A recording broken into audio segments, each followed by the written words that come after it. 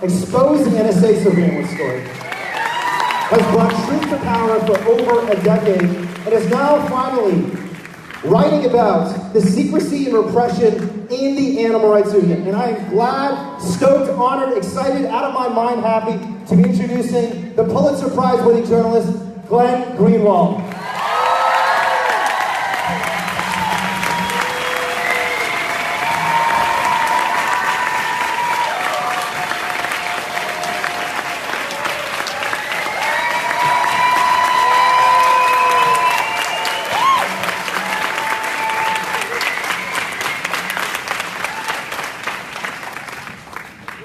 Thank you so much for that really warm welcome. It's really great to hear. And thank you to Wayne as well for those really generous introductory remarks.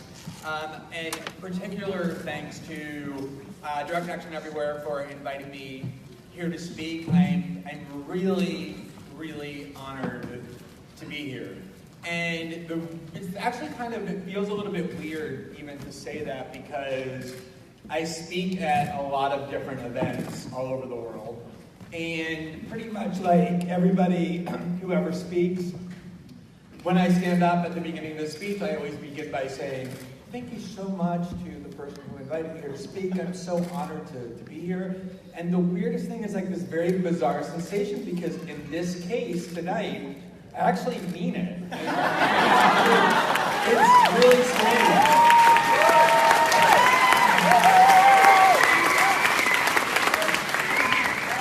And I want to talk a little bit about why I'm so honored and actually genuinely humbled to be here and to have been asked to speak, because I'm actually really new to this cause. It's only been within the last couple of years that I've really focused my efforts politically and journalistically and emotionally and psychologically on the cause of animal liberation. And it's really all of you who inspired me and paved the way for me to do that.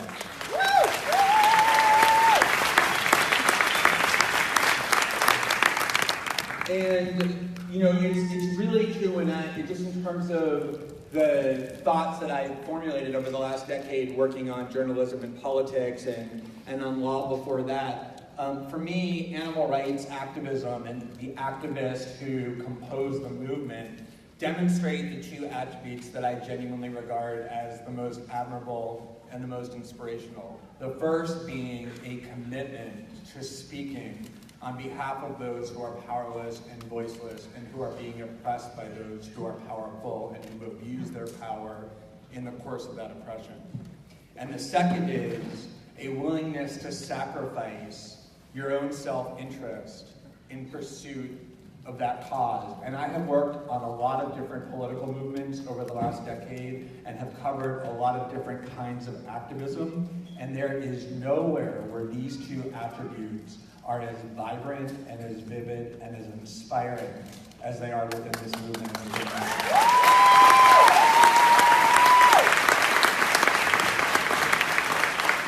So I do want to talk a little bit about my own story about how I came to animal rights activism, and then also to giving up meat, and then ultimately vegetarianism and veganism, because it reminds me a little bit of the gay community, where everybody has their own coming out story. Because, people are born gay, but nobody's born openly gay. So there's always a point at which they decide that they're going to be openly gay, and the story that they tell about how they came to do that is always very enlightening about who they are and what their perspective is, and it often inspires other people. And I find stories that people tell about how they came to animal rights activism and how they came to be vegetarians and vegans to be very similar in that regard. Those stories typically aren't told with quite as much drama and flair, obviously, that goes without saying. But they nonetheless are, I think, very enlightening and very profound. And my story is actually almost banal. It's really a simplistic story, and in the simplicity, I actually find a lot of meaning. So a couple of years ago, maybe 2 or 3 years ago, my husband and I were traveling around the US for this very intensive speaking tour, and it was actually quite a visible week. We were traveling to a different city every single week, speaking at night, waking up at like 4 in the morning or 5 in the morning, going to the airport, being trapped in an airport, then in a plane, flying to the next city, getting out, having 3 hours to decompress, speaking again, waking up the next morning. And do that, we were sleep deprived, we were irritated, we basically were hating each other in a way that only married couples can hate each other, and just wanting to murder each other. It was just high intense drama and tension and resentment and annoyance and frustration. And so in the second to the last city of what was like a 7-day speaking tour, we flew to Western Massachusetts because I was speaking at Amherst. And the professor who invited us to speak said to me, hey, I know you guys both love animals. We have like 2 hours before your speech. If you want, there's a farm next to my house. You can come to my house and kind of hang out at the farm for a while if that's something that you want to do. And because we basically were trapped in airports for the entire week and then trapped in auditoriums speaking, we said, yes, we want to do that. And we went there, and as soon as we got to the border of the fence, there was this family of cows, and they were just kind of looking at us. And the family of cows that were looking at us were kind of interacting with one another. They were each interacting with us in a certain way. And the thing that I noticed instantly was that each of our energy had been immediately transformed.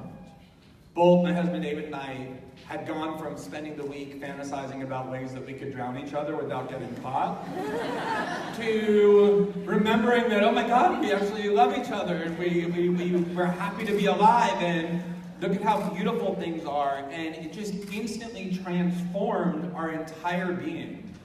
Instantly, within like literally 30 seconds of just looking at these cows. And I remember after the hour that we spent there, just sitting on the dirt, watching the calves and watching the male cows and the female cows and the complexity of their interaction and the way that their energy infected us. We didn't really say much. And then at the end I just said, I'm never eating one of those again. And that's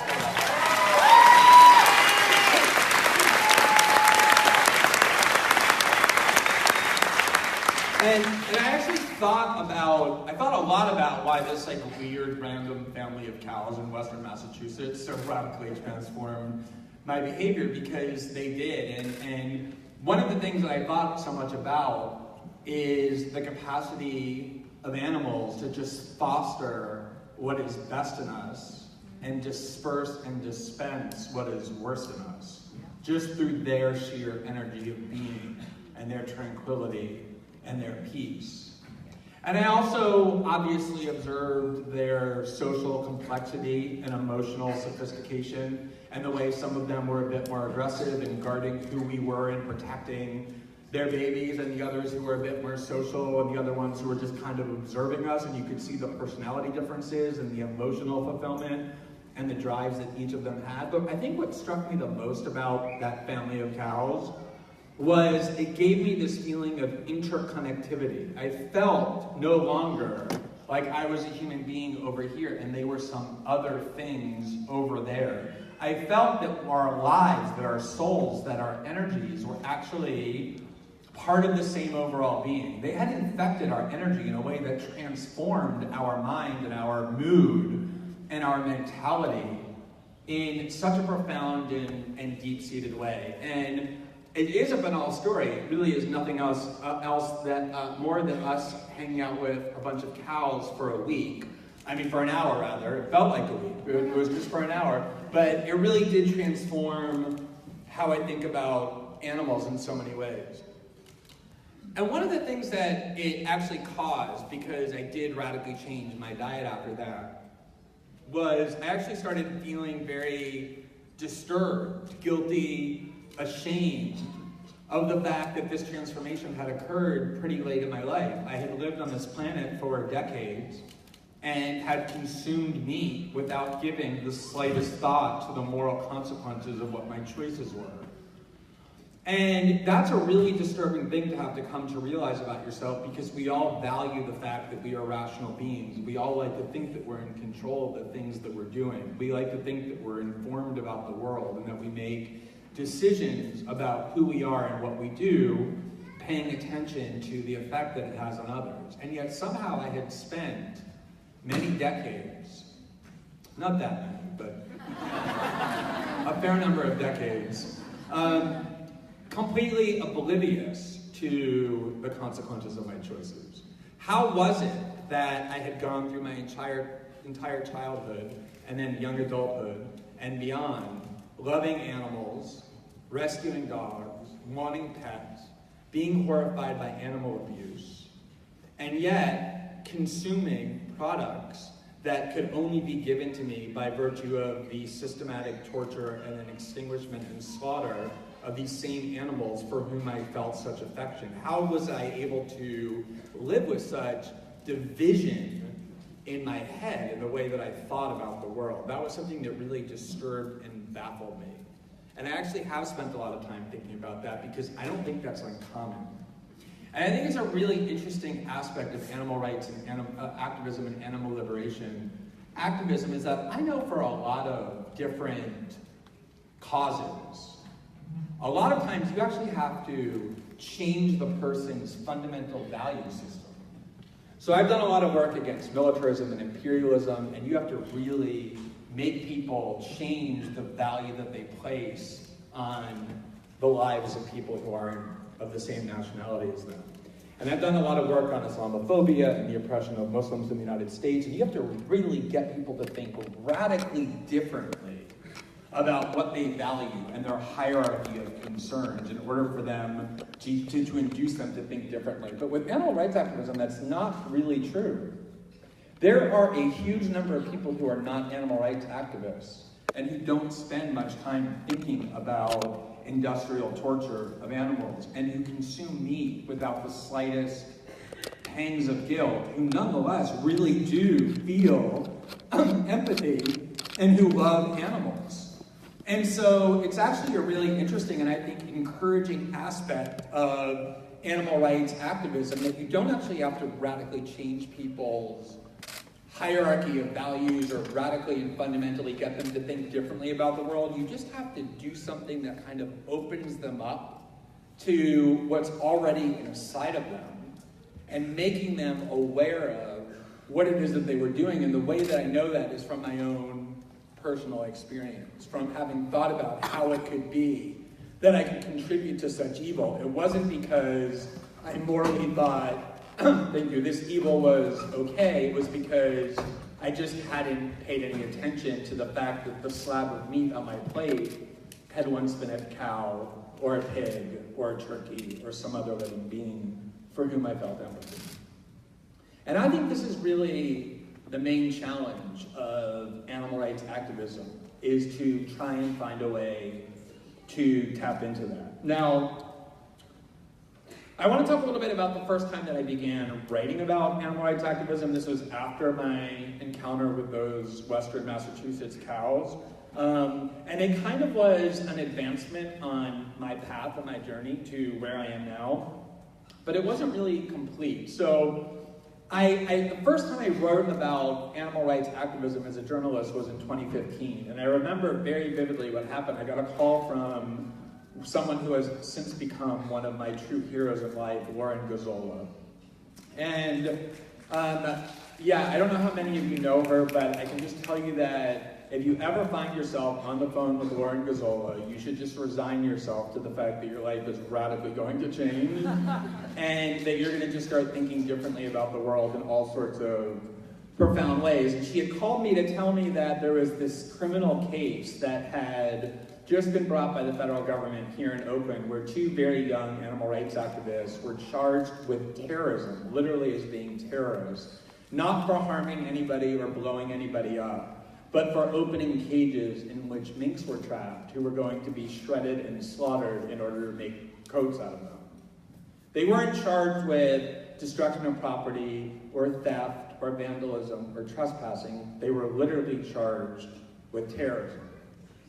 And I became so riveted by this case, but only on kind of an intellectual and political and journalistic level, and not quite yet a human level. I wasn't really ready yet to confront the true evils and true horrors that we allow to take place systematically in terms of what's done to animals. But I was at least compelled by the kind of abstract and theoretical issues that this case provoked. And they were really important. And one of the things that I realized almost immediately upon looking into this and interviewing people and reading up on the framework that had been created over the course of 15 years to enable such a travesty of justice to happen was that it was very, very, very similar to all of the other political activism and the journalism I had been doing, even though it seemed so radically different, like such a remarkable departure. So basically for the last 10 or 15 years, both as a lawyer and then as a journalist, my focus has been on things like civil liberties and the right of privacy and the excesses committed under the war on terrorism and the persecution of Muslims both abroad and here in the United States, and all of the perversions of ethics and law and morality carried out in its name. I worked a lot on issues like free speech and the right of dissent, and obviously on the excesses of government surveillance and the attempt to turn the internet into a tool of control. It doesn't really seem like it has a lot in common with animal rights, but it actually does. It has everything in common with those causes, and I just want to spend a little bit of time talking about why. So one of the really fascinating aspects of the war on terror is the word terrorism itself.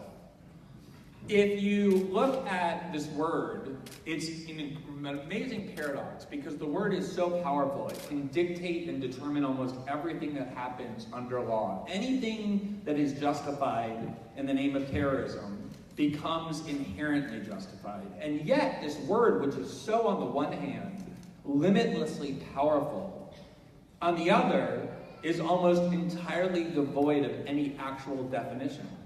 It doesn't mean anything. There's no consistent, defined application of what this word means. And if you look at the history of why, it's because it began about 4 decades ago when the United States and Israel wanted to go to the United Nations and get countries around the world to oppose the targeting of civilians in the name of political causes or political ends. And when they wanted to do that, they faced this really challenging problem, which is, wait a minute, how can we create international norms designed to punish the targeting of civilians with military force for political ends without simultaneously, and pretty much principally, ending up targeting ourselves? That was a real dilemma for the United States and Israel. And so what they came up with was, they said, well, let's just call it a new term, terrorism, and let's say that it is the targeting of individuals who are civilians for political ends carried out by non-state actors. So they just kind of arbitrarily define themselves out of it. And then what you have is this term, and you see it applied in the most amazing ways. So if the United States invades another country like Iraq or Afghanistan, and people in that country take up arms and use them, not against civilians, but against soldiers of an occupying army, those people are called terrorists. And they're actually people who spent many years in Guantanamo as terrorists for doing exactly that.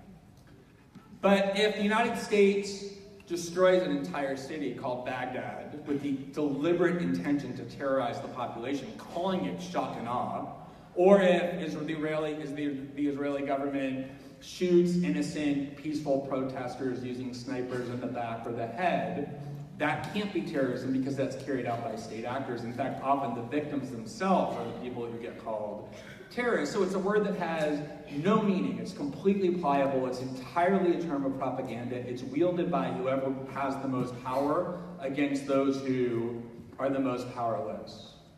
So imagine, it's very similar, 2 young people in their 20s knowing that there are living beings capable of great suffering and pain and emotional complexity who are about to be fed into a shredder for no reason other than to make expensive coats for rich people around the world to wear for fashion, who liberate them. Those people get branded terrorists, but the people who take these living beings and subject them to immense torture and suffering and pain for no reason other than commercial profit and commercial gain are the ones who wield that label of terrorism and punish people accordingly. And so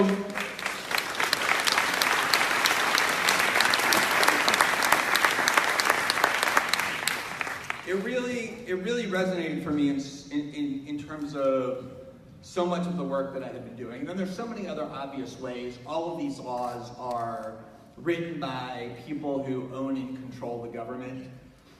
There was just a recent case, as all of you know, in which several DXE activists were charged with felonies for essentially taking 2 or 3 pigs who were hours or days away from dying, who had no commercial value whatsoever, in order to rescue them and nurture them back to health.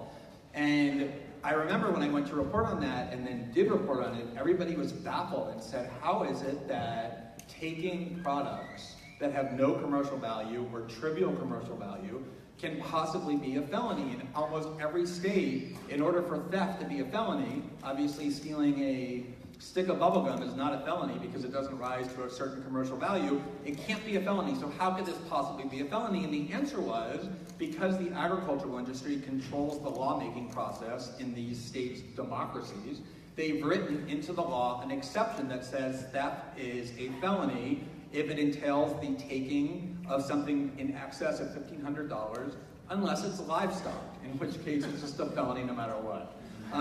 And so all the work that I had done in terms of how democracy is an illusion and how it's been corrupted was also incredibly evident in this case as well.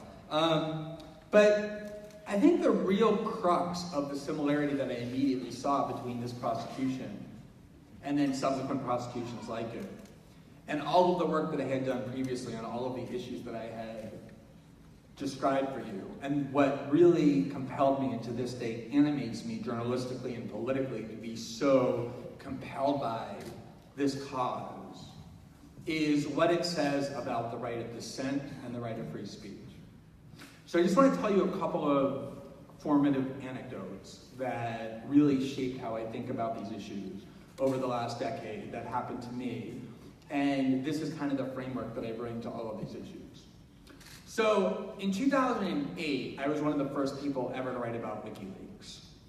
And WikiLeaks is now primarily associated in our domestic partisan wars with the 2016 election, but before that, they were really regarded as kind of on the edge of radical transparency, of shining light on what the world's most powerful factions were doing in the dark. And in 2008, almost nobody had heard of WikiLeaks because it was before their extraordinarily impactful disclosure of the Iraq and Afghanistan war logs and the diplomatic cables released by the heroic Chelsea Manning.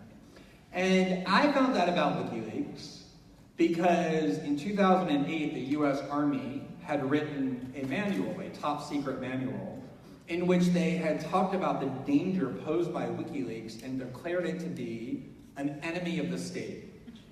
By this point, WikiLeaks had already done some leaks. They had exposed corruption, corporate waste dumping in Kenya. They had exposed lies by the Australian government, some banking fraud among Western European financial elites. But the framework was what scared the US military the most, the idea that they were devoted to radical transparency. So the US Army prepared a top secret document declaring WikiLeaks to be an enemy of the state. And that document, ironically enough, got leaked to WikiLeaks, which published it on their website. And there was this very short article in the New York Times about it. It talked about how the US Army had declared this bizarre, obscure transparency group led by this shady Australian hacker to be an enemy of the state. And I read the article, and my interest was immediately piqued because I kind of thought to myself, well, any group that the US Army considers to be an enemy of the state is one that I'm interested in and probably supportive of.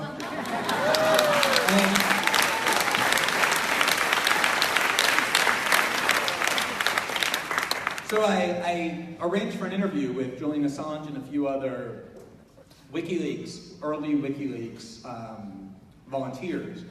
And I wrote a really long article, I think 3,000 words, talking about the promise of this model for transparency and for shedding a light on what evil factions do in the dark.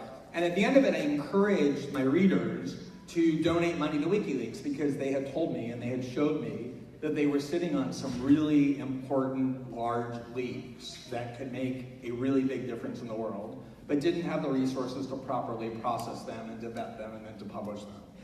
And so I remember at the end of the article, I provided links to how people could donate to WikiLeaks via PayPal or BankWire or other means.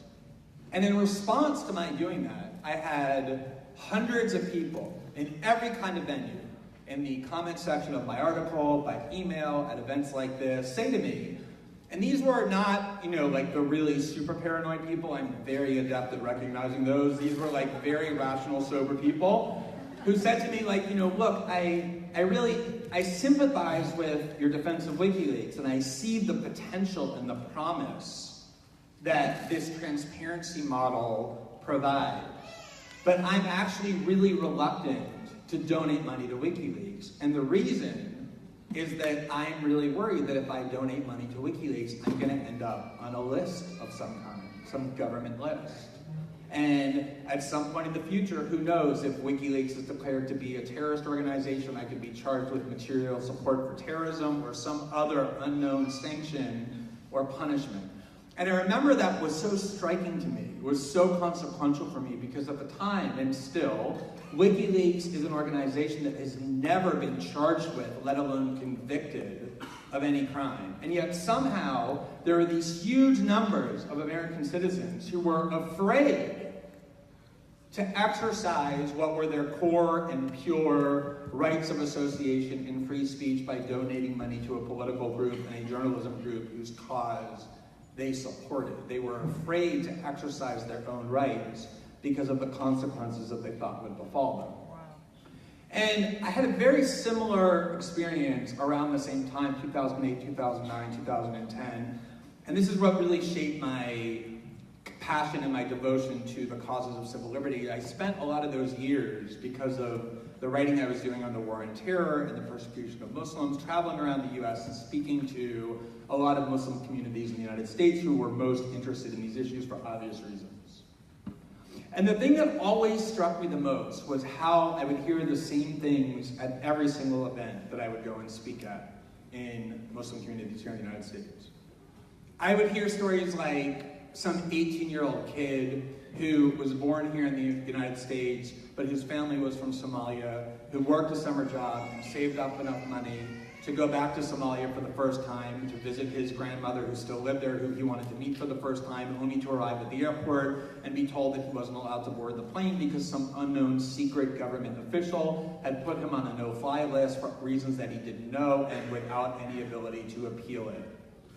Or I would hear from people who would tell me that at their mosque, whenever someone new would show up at the mosque, instead of welcoming them and embracing them and encouraging them the way that their religion has taught them to do and mandates them to do, they instead automatically assume that the new person had been sent by the FBI to be an informant to monitor them and to watch what it is they were doing. And so instead of welcoming them with warmth, they instead regarded them with great suspicion.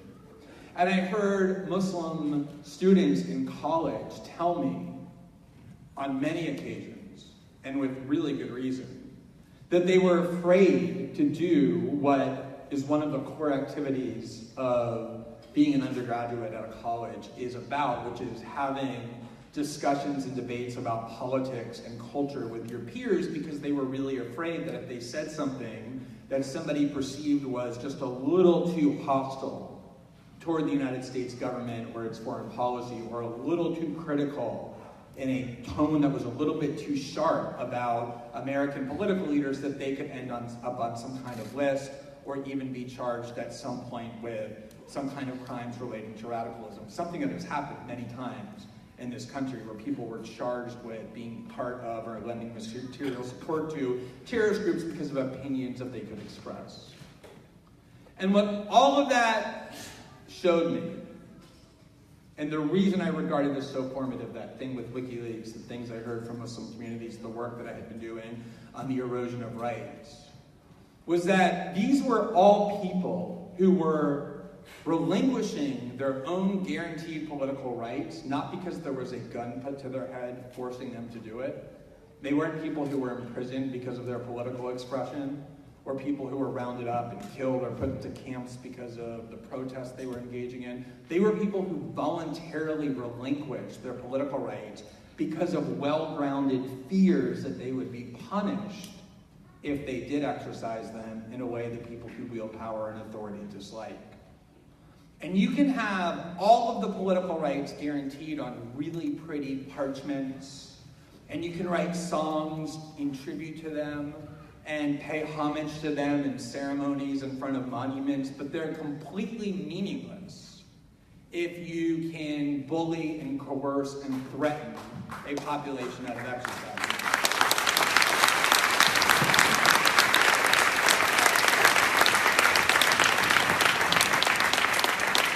And, you know, I think that that is the core lesson of what is happening in animal rights activism. Obviously, the reason that people are being prosecuted as felons for rescuing 3 dying piglets of commercial value or for liberating minks isn't because anybody cares about the loss of property or believes that any terrorism has been committed. The reason they're doing that is the same reason they want people to be afraid of donating money to groups that they find threatening. It's the same reason they want Muslims to believe that if they even express a political opinion too critical of the government, that they could actually end up being punished. It's because they want to create a climate of fear. They want you to be afraid that if you engage in any meaningful or effective dissent, you will be harmed, you will be punished, you will be sanctioned in some way. And ultimately, that is the nature of power, right? Like, we all love to talk about speaking truth to power and standing up to power, but ultimately, that's all power means. That's all it really is about. It's about the ability to impose injury and deprivation and suffering and pain and loss on people who defy you or who impede your interests. And that is how liberty is deprived in the United States, not through the flashy, flamboyant, overt ways of setting up camps for political dissidents. It's by creating a prison in the mind where you're taught and trained that the only way that you can remain safe and secure is by complying and submitting and remaining acquiescent.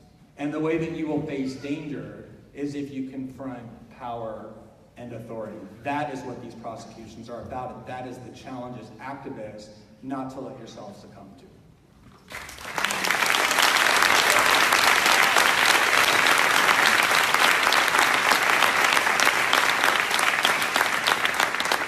So I want to spend a little bit of time talking about what kind of was my next step in my evolution towards being here, basically, and devoting myself to this cause. And as I said this afternoon, I regard myself as kind of like an infant when it comes to animal rights activism and eating ethically, because I'm probably newer to the cause than the vast majority of people in this room, and I feel like I have so much more to learn about it than I do to teach about it.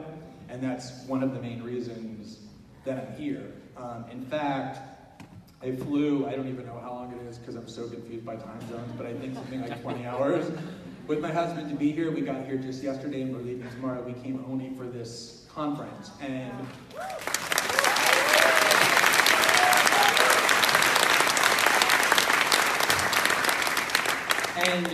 the reason we did that is because I wanted to come and learn and be inspired. I don't really feel like I have much to come and teach about animal rights activism or animal liberation. It's something that I'm still forming my own thoughts about and my own commitment to in the ways that I want to contribute to the cause. And it really is because of people like you and the work that you've done and the things that you've shown and forced me to see that I didn't want to see, that almost without a choice, I ended up committing myself to this cause. And the evolution has been interesting, not because my evolution is interesting, but because I think it shines light on the question that we all need to ask, which is how do we expand this activism beyond the confines of this wall, beyond the people who are already converted. So I just want to talk a little bit about what I kind of consider the final step of my journey, because I started off loving animals. I always liked dogs. My husband and I have spent the last decade rescuing dogs. We have 24 dogs ourselves in our house, which I know is crazy.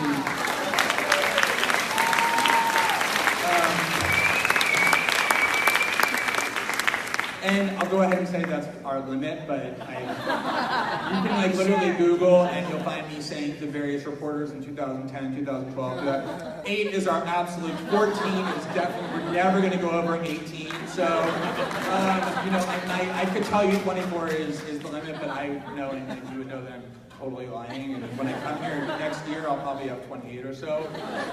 So I'll save myself that embarrassment. But, you know, so I always loved dogs, and we've done a lot with dogs. And then because of those cows, I stopped eating meat and stopped eating pork, and then stopped eating chicken. And I'm continually evolving in my diet for those same reasons. And then I started devoting myself journalistically and intellectually and politically to the cause of animal rights for all the reasons that I just talked about. But I still never quite made that last step of forcing myself to truly confront on the most visceral level the true extent and nature of the evil that is carried out in the name of industrial farms and animal agriculture until very, very recently. And this is the hump that I think is the hardest one to get over. We really do have a natural instinct to turn away from the things that horrify us. It's a natural instinct. It's not really a moral calculus. I remember about 5 years ago, I was in the back of a cab in Rio de Janeiro, where I live. And we were coming up to this crosswalk, and all of a sudden, out of nowhere, this woman, who was about 75 years old, walked into the middle of the intersection, and the light was green, so the cab driver was going pretty quickly. And before I could say anything, my brain calculated and recognized that our hitting her was inevitable. We were like less than a second away. And so I couldn't articulate anything, I couldn't say anything, and I just instinctively, I just shut my eyes because I didn't want to see what I knew was about to happen. The cab did end up hitting her, but fortunately he braked enough, and she just had a few scratches. She wasn't seriously injured, but it looked like he was going to run her over. And I didn't intervene. I didn't stop him from doing that. My instinct instead was to shut my eyes because my brain told me there's nothing you can do. It's an inevitability. You can't stop it. And this is the instinct that has led me for so many decades to simultaneously love animals and yet at the same time consume them and eat them and support an industry that slaughters and tortures them. It was the instinct to turn away. I saw animal rights films on the internet, and I just didn't click them because I didn't want to subject myself to the emotions that I was going to endure by having to do that. And so I allowed myself to morally abdicate my responsibility as a human being to face the consequences of my choices. But I think it's important that I assume most of you have done that at some point in your life. As I said earlier, there's usually a point where we recognize that consuming meat and similar animal products is wrong, and then we make the choice not to do it, which means for some point we allowed ourselves to be propagandized and deceived. And I think it's important not to be too hard on ourselves and others, because except in cases when we're talking about sociopaths, I don't think it's because someone is morally evil or misguided. I think it's just that they are succumbing to their instinct to turn away. And that's the challenge that we have. So I want to just talk a little bit about my own experience. And hopefully there are some lessons to learn in terms of how we can get people to stop turning away. So where I live in Rio de Janeiro, which is in Brazil, it's a city in a country with grave inequality. There's extreme levels of poverty and suffering and deprivation, much worse than even here in the United States, which certainly has a huge share of its own, but it's worse in Brazil. And so there's a very large homeless population that lives on the street. When I first started living in Rio de Janeiro in 2005, so 13 years ago or so, I would often see homeless people on the street and notice that actually, more than almost any city I had ever visited, a huge number of homeless people lived on the streets with pets, sometimes cats, but usually dogs.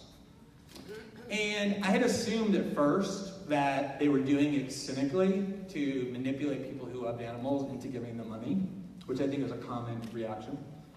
And then I also had this kind of sentiment, which lasted kind of a long time, which is I felt sorry for the dogs. I thought to myself, it's a really terrible existence for a dog to have to endure through no fault of its own, that it had to live on the street.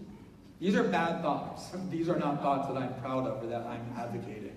But I think they're things that is what our brain naturally does when we don't intervene and try and stop it. It's sort of the natural course that our brain takes because of culture and because of assumptions and because of the way we experience the world.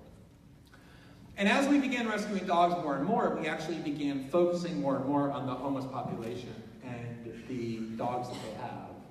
And what we actually found, when I say we, I mean my husband and I, was the exact opposite of those assumptions. I remember there were times when I would go up to the people who were living on the streets with their dogs and I would offer them to buy them something. And I usually would say, let me buy you a leash. Because I know for me, my biggest fear is that I would get separated from my dog. Oops. Do we have cake? What was that? Oh. Is there another one? Where's it? Oh, okay. Is that working? No, turn on. Try now. It's back. Okay, good.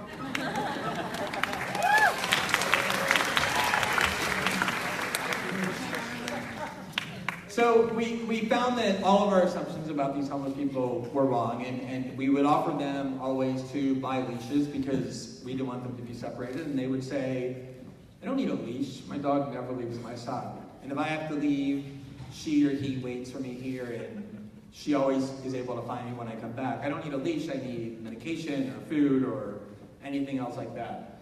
And that always really struck me because I do need a leash for my dogs. My dogs will instantly take off and say, oh, that looks way more interesting over there, and then we'll be separated. But for the dogs and the homeless people who are living together in the street, the leash is unnecessary. They have something that binds them that I don't have with my dogs.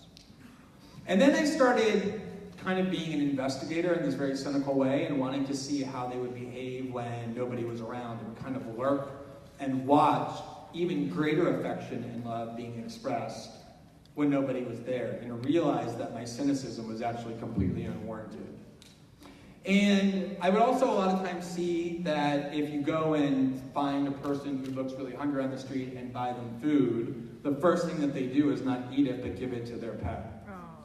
And there's actually now a lot of social science research about the unique bond that forms between homeless people and their pets.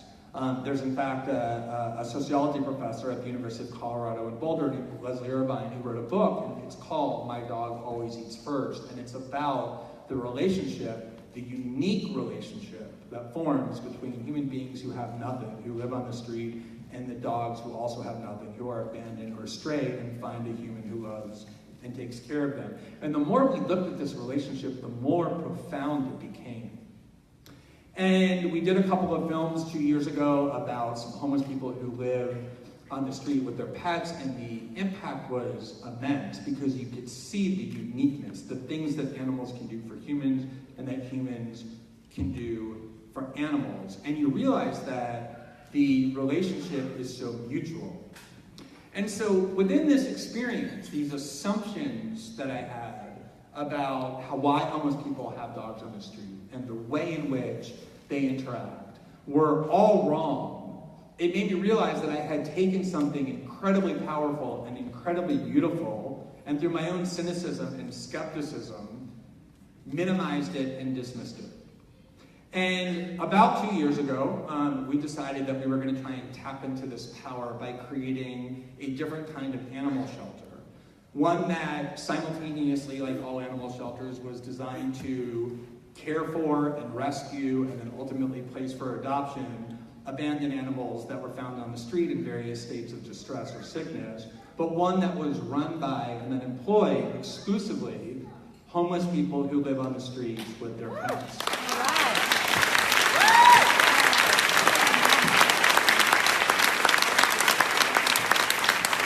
And it's been by far the most gratifying thing I've ever done to tap into this energy, this power of the way in which animals and humans can interact and foster the best in one another. The way in which when you give people a sense of purpose that taps into their passion and their empathy and their compassion, they can fulfill their full potential as human beings. And it really began making me think about the fact that this is where all truth and all progress and all passion and all political purpose lies. It's not in the abstract theories and the good politics and the intellectual advancements and the journalistic investigations. All of those are important, but they're meaningless and empty and vacant unless you open yourself up and live those principles in who you are and how you treat others.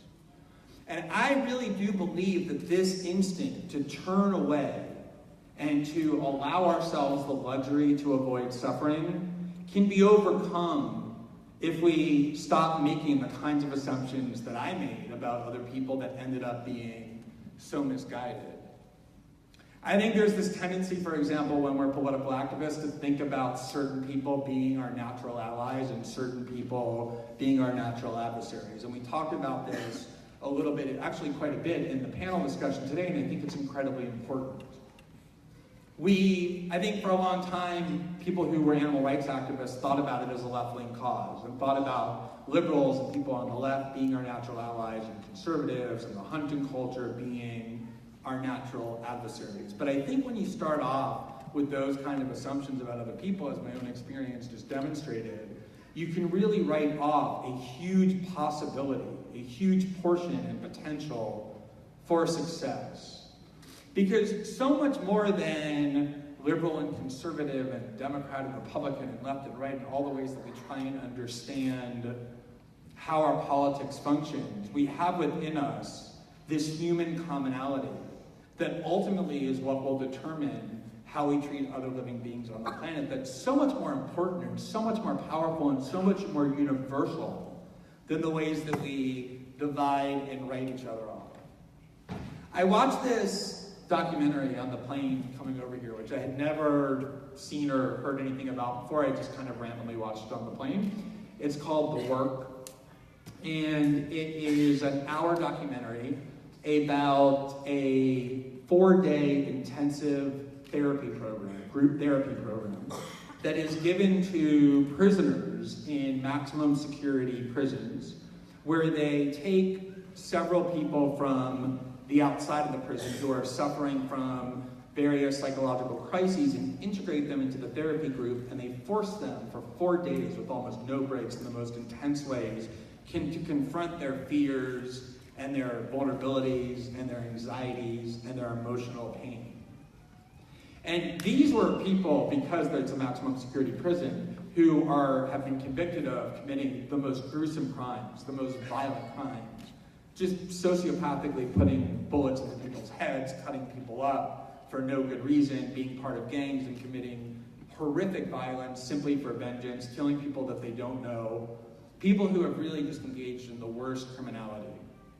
And what I watched over the course of this hour as part of this group therapy were these people confronted their own emotions and their own vulnerabilities and their own fears about why they turned to violence.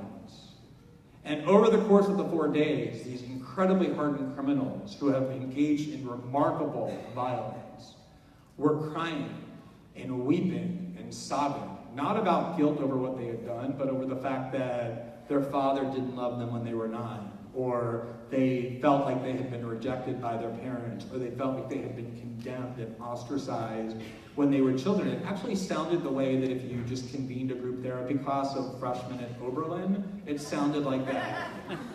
And they were very authentic. They weren't there to perform. They had nothing to gain by being inauthentic. In fact, it was one of the rawest and most authentic things I had ever watched. And what it made me realize is that although they handled it in much different and worse ways, they were people who had experienced what almost all of us experience, a sense of dislodgement as children, a sense of being alienated and condemned and rejected for who they were. And all of us have strategies for how we coped, and their strategy was violence. But we have these universal impulses in all of us, no matter who we are, that I think we are very ill-advised to write people off as being unreachable, certainly because of their politics or ideology or partisan affiliation in any cause that you believe in, and certainly this cause, would simply ask people to find the empathy in themselves for the suffering and pain of other living beings,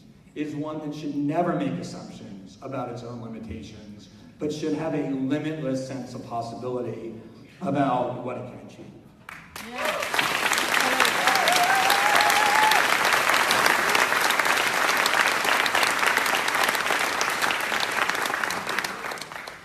So the last thing I want to talk about is the issue of change and how change happens and how change is happening because of the work that you're doing. Because one of the things that I think I've come to realize over the past 10, 15 years or so is similar to that experience I had in that taxi cab, is that this instinct to turn away, to ignore suffering, to want to remain blissfully unaware of it, is dependent upon our believing that there's nothing that we can actually do about it. The reason I shut my eyes before that cab hit that woman crossing the street is because I couldn't have intervened and stopped it. And that's why I just wanted to not see what would happen. That's where the instinct comes from. And so much of what power centers try and do is to convince us of our own impotence, of our own weakness. And I know just, in the couple of years that I've been really closely speaking with and working with animal rights activists, including the most devoted and the bravest and the most committed ones, is deep down there's almost a sense of hopelessness and helplessness there as well. This idea that I wake up every day, I go to protests, I write material on the internet, I organize, and yet millions and even billions of animals continue to just be let off to slaughter. And on some level, there's a feeling, I think, of defeatism, of this idea that, well, I don't really think that I can really make a difference. I'm going to try, I'm going to feel good about the efforts I do, but I don't really believe that I can stop this. And I think that is the most toxic possible feeling, as natural as it is, and it's the one that I think has to be most strenuously avoided.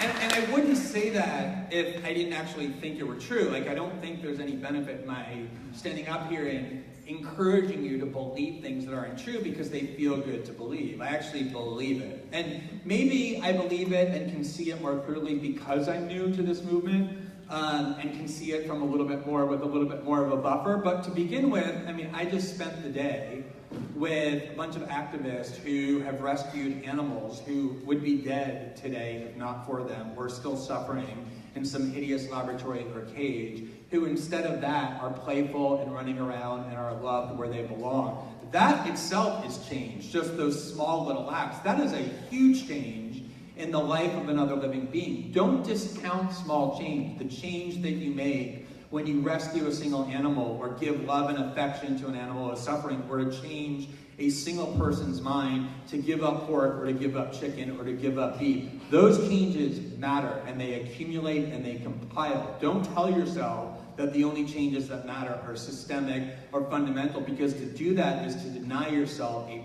power that you all have, which is to change the world step by step every single day. Those changes really matter.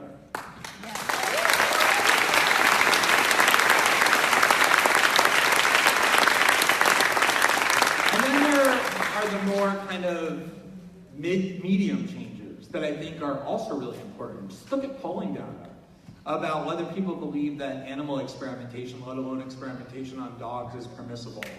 Or look at how corporations now feel the need to at least feign a concern for reform over how they treat animals, whereas 10 years ago they felt no need at all. Or look at the bills that are pending in Congress that have no purpose other than to curb the worst abuses of animal mistreatment, or even to ban the use of taxpayer funds for animal experimentation. None of that was happening 10 or 15 years ago. All of that is happening today because of the work that you all have done. And please do not let yourself or anyone else.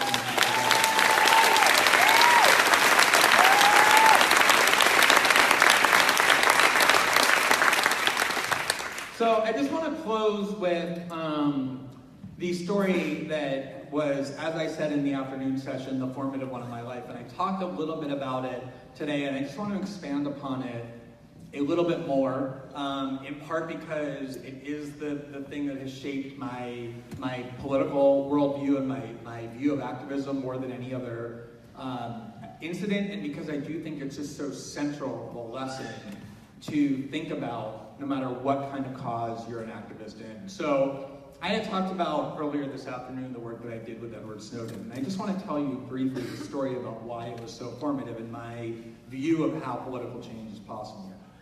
So, I first met Edward Snowden in Hong Kong in June of 2013. I had spent weeks on the phone and by email, actually just by email, communicating with him. In the weeks leading up to that meeting, I had no idea who he was. I knew that he had top secret documents. I knew that he was willing to go to prison for the rest of his life in order to expose them. I knew that just like the EXE activist, he didn't want to hide. He wanted to come out and identify himself because he was not ashamed of but proud of what he was doing and felt he owed the public an explanation. But I didn't know his name, and I didn't know how old he was, and I didn't know how long he had worked in the government. I didn't know where in the government he worked, but he convinced me that it was worth coming to Hong Kong because he sent me a bunch of top secret documents, and when somebody does that, you're willing to get on a plane to go meet them. So, especially when those documents are from the most secretive agency of the world's most powerful government. So, I got on a plane and I went and met him, and in my mind, I was expecting to meet somebody who was in their 60s or 70s. In part, which, you know, is not a weird thing. Like, anytime you talk to somebody on the internet and then go meet them, they never look like what you look like. This is a really extreme case of that. So I thought he was 60s or in his 60s or 70s because his observations were very sophisticated, because he had access to extremely sensitive documents, which made me assume he was senior in government, and because he told me very clearly that he was willing to go to prison for the rest of his life when he exposed himself, which is exactly what would happen. I guess on some level I just assumed that it's easier to go to prison for the rest of your life if you're 60 or 70 and the rest of your life is 10 years or 20 years, as opposed to 30 and the rest of your life is 60 years in prison. So I just had this assumption, this mental assumption of him and what he would look like and how he would be when I met him. And of course, when I met him, the reality was completely different. You've all seen him. He was 29 at the time, but he looked much younger, like 22 or 23, so like some mall rat who worked at a video game store. And it was by far the most disorienting and confusing moment of my life, because I knew it was real, but none of that made sense, and I couldn't put this together. And so when I sat down with him and began interrogating him, the first thing I wanted to know was what his motive was. Like, why, as somebody who was 29 years old with a good career and a girlfriend whom he loved and who loved him and a family that supported him, was he willing to go to prison for the rest of his life for a cause? And I really needed to get to the bottom of this. And ultimately, he gave me an explanation that made sense, which was he talked about how growing up as somebody who was quite poor, the internet was his vessel into the world, to speak to people, to explore it, to understand it. He thought that it was the most important human innovation in centuries, and to watch it being turned into a weapon of unprecedented coercion and control as opposed to what it was supposed to be, which was an unprecedented weapon of liberalization and democratization, was not something that he could live with. And what struck me so much about all this at the end of my working with him was not just the fact that to this day he remains the single happiest person that I know, even though he's trapped in a country he never chose to be in and not able ever to return, most likely, to the country where his family is, because he gets to put his head on his pillow every night knowing that he made a choice to fight for the values he believed in, even at the expense of his own interests, which creates a tranquility that is otherwise unattainable. But it's also what's so amazing about him is his ordinariness. He didn't grow up with any wealth at all. In fact, his father was in the Coast Guard for 30 years. He didn't graduate high school.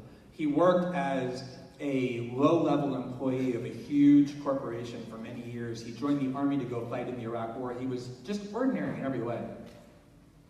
And yet, through nothing more than an incredible act of courage and conviction, he changed the world. He altered diplomatic relations between countries. He changed the way we think about the internet and government secrecy and the role of journalists and democracy. He sparked a debate around the world about what our obligations as citizens are, about what the value of privacy is. He spawned an industry that can protect your communications technologically from being spied on by the FBI and the police and the other agents of the institutions that have sent people here to be among us today. He's enabled you to protect yourself from them. And that is really true, is that if you look at how change happens throughout history, it usually is from people who are just incredibly ordinary. And the lesson that I learned, not just from him, but from so many other examples throughout history, is that every single human institution, any institution built by human beings, no matter how formidable it seems, no matter how powerful it seems, no matter how invulnerable it seems, can be torn down and destroyed and replaced by other human beings if the right conviction and passion and dedication is summoned. Yes.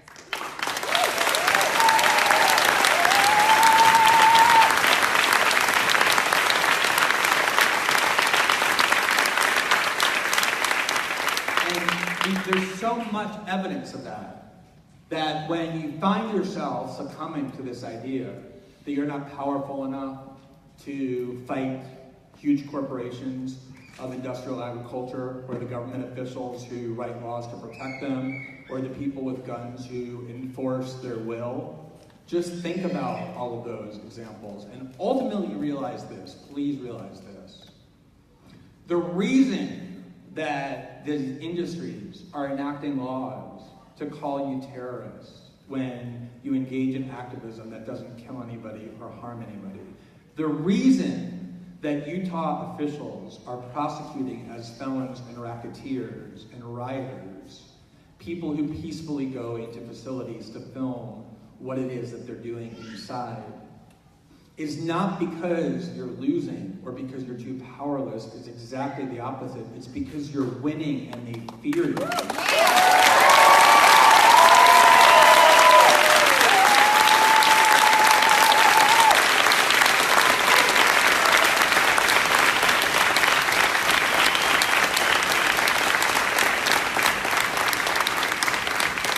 So revel in their fear and revel in your power. Because I know sometimes activism can be a slog, and sometimes it can seem like you're not seeing the benefits you want to see as quickly as you want to see them. That's why you're activists. That's what gives you energy. But it can also breed defeatism. But know your own power. Know the success that you have. Know the righteousness of your cause. And especially know the power that all of us have when we're together. Thank you so much for coming out.